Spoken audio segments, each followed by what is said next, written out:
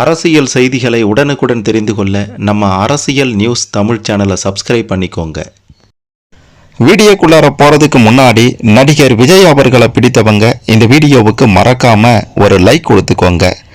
ஒரு பக்கம் பார்த்தீங்கன்னா நடிகர் சத்யராஜும் அவருடைய மகளும் எவ்வளோதான் தப்பு பண்ணாலும் பரவாயில்ல, என்னதான் நடந்தாலும் பரவாயில்ல, நாங்கள் திமுகவுக்கு முட்டு கொடுத்து கொண்டு தான் இருப்போம், திமுகவுக்கு அடிமையாகத்தான் இருப்போம் அப்படின்ற மாதிரி சத்யராஜும் அவருடைய மகளும் இருக்காங்க.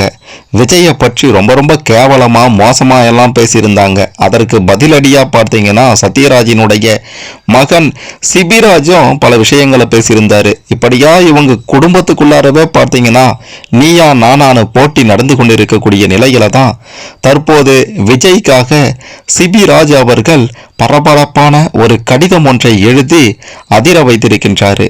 அப்படி விஜய்க்காக அவர் எழுதிய அந்த கடிதத்தில் என்ன இருந்தது, எதற்காக இந்த கடிதம் எழுதியிருக்கிறாரு அப்படின்றத பற்றிலாம் தெளிவாக பார்க்க போகிறோம். கடைசி வர பாருங்க, எல்லாமே உங்களுக்கு புரியும். சரி வாங்க வீடியோக்குள்ளார போகலாம். தமிழக சட்டமன்ற தேர்தலில் விஜய் போட்டியிட்டு இருக்கக்கூடிய நிலையில் பல்வேறு தரப்பு மக்களும் ஓரளவுக்கு ஆதரவு தெரிவித்து தான் இருக்காங்க. குறிப்பாக சினிமாவை சேர்ந்த பலரும் ஆதரவு குரல் எழுப்பிட்டு இருக்காங்க. இந்த நிலையில நடிகர் சிபிராஜ் அவர்கள் விஜய்க்காக உருக்கமாக ஒரு கடிதம் ஒன்றையும் எழுதியிருக்கிறாரு. அந்த கடிதம் தான் தற்போது மிக பெரும் அளவில் வைரலாக பரவிட்டு இருக்கின்றது.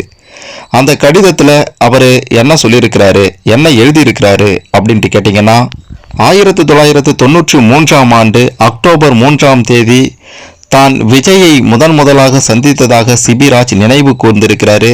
அப்போது SA சந்திரசேகர் மற்றும் கேப்டன் விஜயகாந்துடன் சேர்ந்து பொள்ளாச்சி சக்தி ஓட்டல் மாடியில் நடைபெற்ற தன்னுடைய தந்தையின் பிறந்தநாள் விழாவிற்கு வந்திருந்த விஜயை பார்த்தபோது எதிர்காலத்தில் அவர் கோடிக்கணக்கான இதயங்களை வென்று பெரிய சக்தியாக மாறுவார் என்று தாம் நினைத்ததே இல்லை என்று குறிப்பிட்டிருக்கிறாரு. விஜய் இனிமேல் நடிக்கப் போவதில்லை என்ற உண்மையை ஏற்றுக்கொள்வது இன்னும் கடினமாக இருந்தாலும் அவர் எடுத்திருக்கக்கூடிய புதிய பாதையை மதிக்க வேண்டியது அவசியம் என்று தெரிவித்திருக்கின்றார். ரசிகராக மட்டுமல்லாம ஒரு நண்பராகவும் சகோதரனாகவும் எப்போதும் விஜயுடன் நிற்பேன். தனது வாழ்க்கையில் நேரடியாகவும் மறைமுகமாகவும் விஜய் மிகப்பெரிய இடம் பிடித்திருப்பதாகவும் இதே உணர்வு கோடிக்கணக்கான ரசிகர்களுக்கும் இருக்கும் என்றும் அவர் எழுதியிருக்கிறாரு. விஜயை நேசித்ததன் மூலமே தனக்கு பல நெருக்கமான நட்புகள் கிடைத்ததாகவும் தனது காதலியாக இருந்து பின்னர் மனைவியான ரேவதியுடன் முதல் டேட்டாக 2000 நவம்பர் 20 அன்று ஆல்பர்ட் திரையரங்கில் பிரியமானவளே திரைப்படத்தை பார்த்த அனுபவத்தையும் உணர்ச்சியோடு எழுதியிருக்கிறாரு. அது மட்டுமல்லாமல் விஜயை மரியாதையுடன் விரும்பிய மற்ற முன்னணி நடிகர்களின் ரசிகர்களோடு பல ஆரோக்கியமான விவாதங்களையும் வாதங்களையும் ஈடுபட்டதாகவும் குறிப்பிட்டிருக்கிறாரு. விஜயின் வெற்றிகளை தனது சொந்த வெற்றிகளைப் போலவே கொண்டாடியதாக எழுதியிருக்கிறாரு. இந்த கடிதம் சாதாரண ரசிகர் உணர்வை தாண்டி ஒரு ஆழமான வாழ்க்கை தொடர்பை வெளிப்படுத்துகின்றது. விஜயுடன் கழித்த தனிப்பட்ட தருணங்களும் தன்னுடைய வாழ்வின் அரிய நினைவுகளையும் சொல்லியிருக்கிறாரு.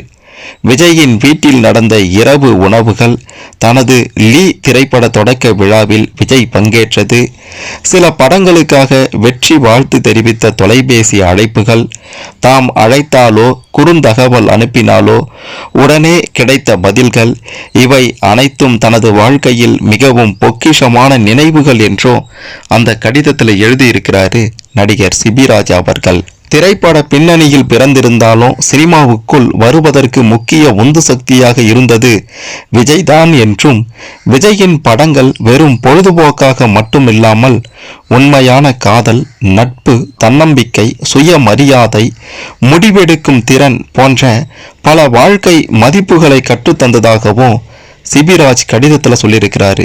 குறிப்பாக விஜயின் குட்டி ஸ்டோரிகள் பல சுய முன்னேற்ற நூல்களை காட்டிலும் ஆழமான வாழ்க்கை பாடங்களை தந்தன என்றும் உணர்ச்சி பூர்வமாக சொல்லியிருக்கிறாரு. மேலும் ஒரு வாட்டி முடிவு பண்ணிட்டேன்னா என் பேச்ச நானே கேட்க மாட்டேன் என்ற வசனம் வெறும் சினிமா டயலாக் அல்ல, அது விஜயின் வாழ்க்கை தத்துவம் என்பதையும் அதுவே ரசிகர்களுக்கும் உறுதியான பாதையை தேர்ந்தெடுக்க தூண்டி வருகிறது என்பதையும் அந்த கடிதத்தில் தெளிவாக எழுதியிருக்கிறாரு சிபிராஜ் அவர்கள். மிக மிக முக்கியமா கடைசியாக கடந்த 33 ஆண்டுகளாக ரசிகர்களை மகிழ்வித்ததற்கும் எண்ணற்ற மக்களுக்கு நேரடியாகவும் மறைமுகமாகவும் ஊக்கமளித்ததற்கும் விஜய்க்கு நன்றி தெரிவித்திருக்கிறாரு. திரையில் விஜய் தந்த எண்ணற்ற மறக்க முடியாத தருணங்கள் எப்போதும் மனதில் நிலைத்திருக்கும் என்றும், வென்று வா தலைவா நாங்க இருக்கோம் என்ற வரியுடன் தனது உணர்ச்சிகரமான பதிவை அந்த கடிதத்தை எழுதி முடித்திருக்கிறாரு. இந்த கடிதம் ஒரு நட்சத்திரத்தை பற்றிய பாராட்டாக மட்டுமல்லாம ஒரு மனிதன் மற்றொருவரின் வாழ்க்கையில எவ்வளவு ஆழமாக தாக்கத்தை ஏற்படுத்த முடியும் என்பதற்கான அழுத்தமான சான்றாக இந்த சிபிராஜ் அவர்கள் எழுதிய கடிதம் இருக்கின்றது என்று தற்போது பலரும் பேசிட்டு இருக்காங்க. ஒரு பக்கம் பார்த்தீங்கன்னா நடிகர் சத்யராஜ் அவர்களும் அவருடைய மகளும் பார்த்தீங்கன்னா திமுகவுடன் சேர்ந்து கொண்டு அந்த கரூர் சம்பவமாகட்டும், மற்ற சில விஷயங்களாகட்டும், விஜயின் அரசியல் பயணமாகட்டும், இது அனைத்துக்குமே ஒரு முட்டுக்கட்டை போடும் விதமாக, தடுக்கும் விதமாக பார்த்தீங்கன்னா பல விஷயங்களை விஜய்க்கு எதிராக தெரிவித்திருந்தாங்க. விஜயெல்லாம் ஒரு ஆளே கிடையாது, அவராலையெல்லாம் ஒன்றுமே பண்ண முடியாது, கரூரில் அத்தனை பேர் இறந்தாங்க, இதற்கெல்லாம் காரணம் விஜய் தான், சி நீ எல்லாம் ஒரு மனுஷனா அப்படின்ற மாதிரிலாம் கூட ரொம்ப தரக்குறைவாக கேவலமாக வீடியோ வெளியிட்டு சத்யராஜ் அவர்கள் விஜயை பேசியிருந்தார் அப்படின்றதும் குறிப்பிட வேண்டிய விஷயம். அது மட்டுமல்லாம அவருடைய மகளுமே சரி விஜய்க்கு எதிராக பல விஷயங்களை சொல்லியிருந்தாங்க. ஆனா சிபிராஜ் மட்டுமே விஜய் மிக பெரும் தாக்கத்தை ஏற்படுத்துவாரோ இல்லையோ, விஜய்க்கு ஆதரவாக இருப்பேன், விஜய் பக்கம்தான் நான் அப்படின்ற மாதிரி தன்னுடைய தந்தை ஒரு பக்கம் இருந்தாலும் தன்னுடைய சகோதரி ஒரு பக்கம் இருந்தாலும் நான் இந்த பக்கம்தான் இருப்பேன் அப்படின்ட்டு தீர்க்கமான முடிவை ஆரம்பத்தில் இருந்தே சொல்லிட்டு இருந்தவர் தான் இந்த சிபிராஜ் அவர்கள்.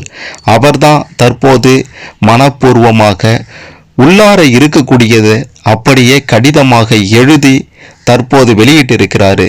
இந்த கடிதம் விஜய் மீது அவர் எந்த அளவிற்கு பாசம் வைத்திருக்கிறாரு, விஜயை எந்த அளவுக்கு அவர் நேசிக்கிறார், விஜய் எந்த அளவிற்கு இவருக்கு மிக பெரும் உந்துகோலாக இருந்திருக்கின்றார், விஜயால இவர் எந்த அளவிற்கு முன்னேற்றம் அடைந்திருக்கின்றார், விஜயை பார்த்து இவருடைய வாழ்க்கையில என்ன மாதிரியான மாற்றத்தை இவர் சந்தித்திருக்கின்றார் அப்படின்ட்டு விஜய் பற்றியும் அவருடைய அரசியல் வாழ்க்கை பற்றியும் அவருக்கு என்னுடைய முழு ஆதரவு என்றுமே இருக்கின்றது அப்படின்னுட்டும் உருக்கமாக கடிதம் எழுதியிருக்கின்றார். சிபிராஜ் அவர்களுடைய இந்த கடிதத்தை பற்றியும் அவர் சொல்லியிருக்கக்கூடிய இந்த விஷயங்களை பற்றியும், வென்று வா தலைவா நாங்க இருக்கோம் என்று விஜய்க்கே ஒரு உத்வேகத்தை இந்த கடிதத்தின் மூலமா சொல்லியிருக்கிறாரு. இந்த கடிதம் மற்றவங்களுக்கு எப்படி இருக்குமோ இல்லையோ, ஆனா சத்யராஜுக்கும் அவருடைய மகளுக்கும் எதையோ சாணியில முக்கி அடிச்சா மாதிரி இருக்கும் அப்படின்றதுல எந்த விதமான மாற்று கருத்துமே இல்லை. இதெல்லாம் பற்றி நீங்க என்ன நினைக்கிறீங்க அப்படின்றதையும் கமெண்ட்ல சொல்லிட்டு போங்க.